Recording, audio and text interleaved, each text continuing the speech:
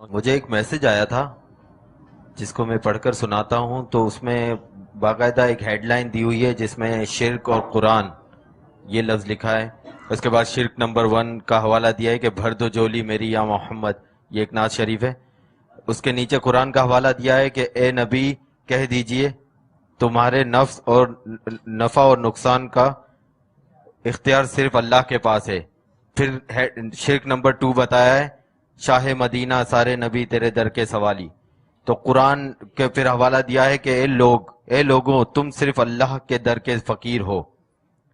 پھر اس کے آیت نمبر وغیرہ دی ہے قرآن.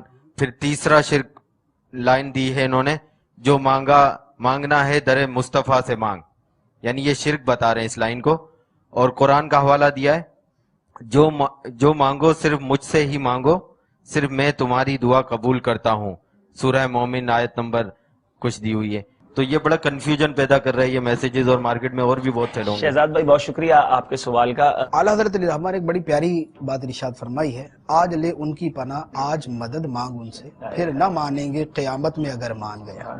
تو قیامت کے دن بخاری شریف کی حدیث میں مبارک ہے کہ تمام کے تمام لوگ جب حساب شروع نہیں ہوگا، پسینے سے برا حال ہوگا اور قیامت کی شدید ترین گرمی ہوگی، تو اس میں جو ہے وہ آپس میں مشورہ کریں گے کہ کریں کیا. اب وہاں ان کو کوئی یہ مشورہ نہیں دے گا کہ چلو جو ہے وہ اللہ تعالیٰ کی بارگاہ میں عرض کرتے ہیں. وہ سارے کہیں گے یا یوں کرتے ہیں، آدم علیہ السلام کی طرف جاتے ہیں، ہم سب کے باپ ہیں تو باپ کو اولاد کے ساتھ ایک بڑا گہرا تعلق ہے، تو ان سے جا کے عرض کرتے ہیں. آدم علیہ السلام سے عرض کریں گے، وہ فرمائیں گے کہ آج نفسی نفسی، مجھے اپنی جان کی ہے، تم جو ہے کسی اور کی طرف جاؤ. پھر حضرت نوح علیہ السلام کی طرف بھی، موسیٰ علیہ السلام، ابراہیم علیہ السلام، حضرت عیسیٰ علیہ السلام کی طرف. حضرت عیسیٰ علیہ السلام پھر فرمائیں گے کہ آج جو اللہ کی بارگاہ میں عرض کر سکتے ہیں وہ سرکار دو عالم صلی اللہ علیہ وسلم ہے، ان کی بارگاہ میں چلیں. پھر ساری مخلوق جمع ہو کر، مسلمان، کافر، منکر، مومن، یہ سارے کے سارے سرکار دو عالم صلی اللہ علیہ وسلم کی بارگاہ میں آئیں گے اور وہاں آ کے عرض کریں گے کہ آپ ہمارے لیے کچھ کیجئے، ہم بڑی آزمائش میں. تو سرکار صلی اللہ علیہ وسلم خود فرماتے ہیں کہ پھر میں اللہ تعالیٰ کی بارگاہ میں سجدہ کروں گا اور اللہ تبارک و تعالیٰ مجھے ایسے حمد الہام فرمائے گا جو اس سے پہلے اللہ تعالیٰ نے مجھے نہ بتائی ہوگی. تو اس حمد کے ساتھ میں اللہ تعالیٰ کی حمد کروں گا اور اللہ تعالیٰ کی بارگاہ میں عرض کروں گا، تو اللہ تعالیٰ فرمائے گا ارفع رأسک، اپنا سر اقدس اٹھائیے اور آپ کہیے، آپ کی سنی جائے گی. آپ دعا کیجئے، آپ کی قبول کیجئے. آپ شفاعت کیجئے، آپ کی شفاعت قبول کی جائے گی. آپ کہیے، آپ کی بات مانی جائے گی. پھر سرکار صلی اللہ علیہ وسلم سب کے لیے جو ہے وہ عرض کریں گے، تو اس کے بعد پھر لوگوں کا حساب کتاب شروع ہوگا. تو یہ جو ہے نا کہ سارے نبی تیرے در کے سوالی، یہاں ساری مخلوق بما جملہ انبیاء کے سرکار دو عالم صلی اللہ تعالی علیہ وسلم کے در کی سوالی ہوگی، اور اس کے بعد ہی آگے معاملہ چلے گا، ورنہ سارے وہیں کھڑے ہوں گے. یہ ساری بخاری شریف میں یہ بخاری شریف کے اندر حدیث ہو سکتا ہے یہ کوسچن آئے کسی کے ذہن میں کہ ٹھیک ہے یہ سرکار دو عالم صلی اللہ علیہ وسلم کو مقام محمود جو ہے، یہ بڑا مقام قیامت کے دن عطا کیا جائے گا، لیکن آج نبی پاک صلی اللہ علیہ وسلم سے ڈائریکٹ سوال کرنا اور اس طرح کہنا کیسا؟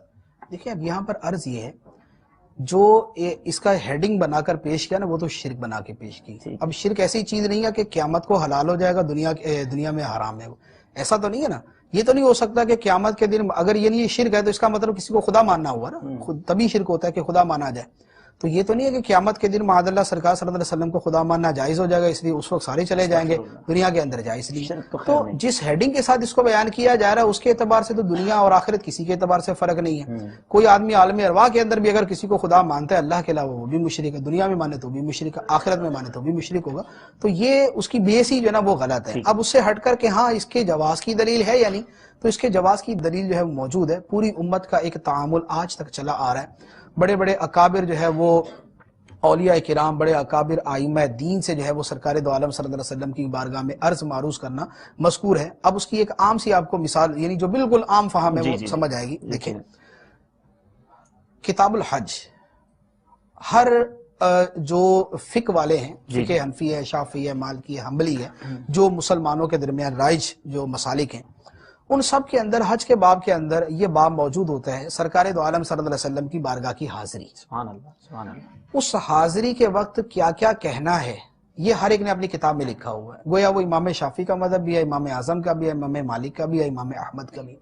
ان سب کے اندر یہ ہوتا ہے کہ وہاں پر کہا جائے الصلاۃ والسلام علیکہ یا رسول اللہ، بار بار سلام عرض کیا جائے، اور اس کے ساتھ یہ کہا جائے اسألک الشفاعۃ یا رسول اللہ، یا رسول اللہ صلی اللہ علیہ وسلم میں آپ سے آپ کی شفاعت کا طلبگار ہوں، میں آپ سے آپ کی شفاعت کا سوال کرتا ہوں۔ تو گویا جب جملہ فقہاء کرام اس کو بیان فرما رہے تو اس کا مطلب یہ ہوا کہ امت کا اس بات پر اتفاق ہے کہ سرکار دو عالم صلی اللہ تعالیٰ علیہ وسلم کو عرض کیا جائے، ندا کی جائے، آپ سے شفاعت طلب کی جائے، آپ سے مانگی جائے۔ اور پھر یہ جو آیت مبارکہ عرض کی تھی وَلَوْ أَنَّهُمْ إِذْ ظَلَمُوا أَنفُسَهُمْ جَاءُوكَ، اس کے تحت مفسرین نے یہ واقعات بیان کیے ہیں کہ کئی افراد سرکار کی بارگاہ میں حاضر ہوئے، کسی نے شفاعت کا سوال کیا، کسی نے مغفرت کا سوال کیا، کوئی بھوکا تھا اس نے کھانے کا سوال کیا، اور سب کو وہ چیزیں عطا بھی کی، اور صحابہ کرام کے واقعات موجود ہیں۔ تو یہ اس طرح جو اللہ تعالیٰ کے علاوہ کسی اور سے کسی چیز کا طلب کرنا ہے، اس پر تو قرآن کی آیات اور احادیث مبارکہ اتنی کثرت کے ساتھ موجود ہے کہ یہ پورا ٹاپک ہے۔ سلیمان علیہ السلام نے جو ہے وہ حضرت اپنے وزیر سے جو ہے وہ تخت بلقیس منگوانے کا فرمایا، تو وہ ایک ما فوق الفطرت، ایک ما فوق العادت انداز میں جو ہے نا وہ پلک جھپکنے کے اندر وہ تخت موجود تھا۔ تو اس لیے یہ بات جو ہے کہ اس کو بالکل ہی کفر و شرک میں ڈال دینا یہ غلط ہے۔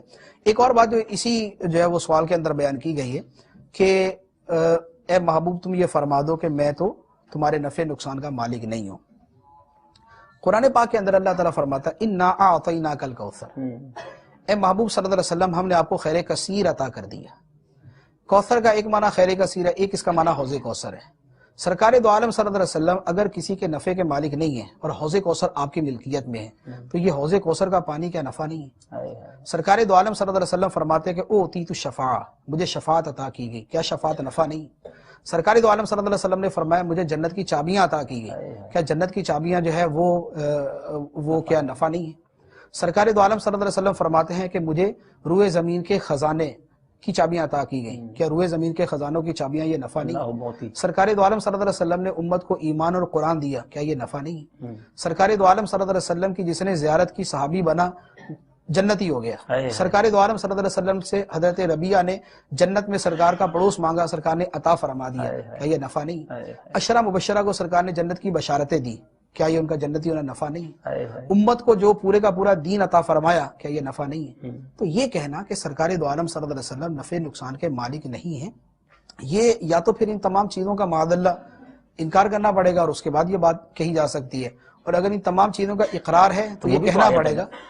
وہ بھی آیت کا ترجمہ ہے جو فرقان صلی اللہ علیہ وسلم۔ دیکھیں وہ جو ہے اب اس کا کیا مطلب ہے، اس کا محل اس کا جو محمل ہے وہ یہ ہے کہ اللہ تعالیٰ کے دیے بغیر نہ میں تمہیں نفع پہنچا سکتا ہوں نہ میں تمہیں نقصان، اور یہی ہمارا عقیدہ ہے۔ یہ ایک بالکل واضح سی چیز ہے، حقیقی نفع نقصان یہ تمام کا تمام اللہ تعالیٰ کی طرف سے۔ اللہ تعالیٰ نے اب دیکھو خود اللہ تعالیٰ نے ارشاد فرمایا قل اے محبوب تم یہ کہو اللہم مالک الملک تؤتی الملک من تشاء وتنزع الملک ممن تشاء، اے محبوب تم یہ کہو اے اللہ ملک عطا کرنے والے، تو جسے چاہتا ہے ملک دے دیتا ہے۔ کیا بات ہے۔ اب جس کو اللہ تعالیٰ ملک دے دیتا ہے وہ نفع نقصان کا مالک بنتا ہے یا نہیں بن جاتا ہے؟ تو جس سے تو چاہتا ہے ملک چھین لیتا ہے، جسے چاہتا ہے عزت دیتا ہے، جسے چاہتا ہے ذلیل کر دیتا ہے۔ تو اللہ تعالیٰ نے اپنے خزانوں کا سرکار دو عالم صلی اللہ علیہ وسلم کو مالک بنایا۔ حضرت سہل بن عبداللہ تستری رحمۃ اللہ علیہ فرماتے ہیں کہ کوئی شخص اس وقت تک ایمان کی مٹھاس محسوس نہیں کر سکتا جب تک وہ اپنی جان کا مالک سرکار دو عالم صلی اللہ علیہ وسلم کو نہ سمجھے۔ سبحان اللہ۔ اسی طرح آیت مبارکہ النبی اولا بالمؤمنین من انفسہم، اس کے متعدد ترجمے کیے گئے، ایک ترجمہ اس کا یہ کیا گیا کہ نبی مومنوں کے ان کی جانوں سے بھی زیادہ مالک ہے، تو نبی مومنوں کے ان کی جانوں سے بھی زیادہ مالک ہے۔ تو یہ نفع نقصان جو ہے یہ اللہ تعالیٰ کی عطا سے، اللہ تعالیٰ کی عطا کے بغیر کائنات میں کوئی شخص ایک ذرے کا مالک نہیں، نہ نفع دے سکتا ہے نہ نقصان دے سکتا ہے۔ اللہ تعالیٰ کی عطا کے ساتھ سرکار دو عالم صلی اللہ علیہ وسلم میں یہ حضرت عیسیٰ علیہ السلام کا واقعہ قرآن پاک میں بیان فرمایا گیا، اندھوں کو بینا کرتے تھے، کوڑیوں کو شفا یاب کرتے تھے، بیماروں کو تندرست کرتے تھے، مردوں کو زندہ کرتے تھے، پرندے کے اندر پھونک مار کے اس کے اندر جان پیدا کر دیتے تھے، یہ قرآن پاک کے اندر بیان کیا گیا۔ حضرت سلیمان علیہ السلام کا جو واقعہ بیان کیا گیا کہ وہاں پر ان کو جو ہے ان کے وزیر نے ایک تخت جو ہے وہ پلک جھپکنے میں لا کر دے دیا، یہ نفع پہنچانا تھا، ٹھیک ہے۔ تو اس طرح کے اور کتنے واقعات جو ہے وہ بیان کیے، نقصان پہنچانا۔ حضرت نوح علیہ السلام نے اپنی قوم کے خلاف دعا کی، ربی لا تذر علی الارض من الکافرین دیارا، اے اللہ روئے زمین پہ کوئی کافر نہ چھوڑنا، سیلاب آیا سارے مر گئے، نقصان پہنچایا یا نہیں پہنچایا؟ ٹھیک. موسیٰ علیہ السلام نے فرعون کے خلاف جو ہے وہ دعا فرمائی، ربنا اطمس علی اموالہم واشدد علی قلوبہم فلا یؤمنوا حتی یروا العذاب العلیم، کہ اے اللہ ان کے مال جو ہے وہ بگاڑ دے، ان کے دلوں کو جو ہے نا وہ رعب ڈال دے اور ان کو عذاب علیم کا جو ہے وہ دکھا دے. فرعون غرق ہو گیا، تباہ و برباد ہو گیا. کیا یہ نقصان پہنچایا؟ صاحب آپ کے پاس دلائل کے انبار ہیں، اور واقعی یہ کوسچن ایسا ہے کہ جس پر کئی سلسلے کیے جا سکتے ہیں. اللہ تعالیٰ آپ کے علم و عمل میں مزید برکت عطا فرمائے. یقیناً بات بہت واضح کلیئر ہو گئی ہوگی، بڑا ڈفرینشیٹ کر دیا. شرک کیا ہے کہ ہم اللہ تبارک و تعالیٰ کے بارے میں جو ہم نے سنا کہ تمام انبیاء جن کے بارے میں ہمارا عقیدہ ہے یا جو اللہ کے نیک بندے میں عطا کرتے ہیں تو وہ اللہ کی عطا سے عطا کرتے ہیں.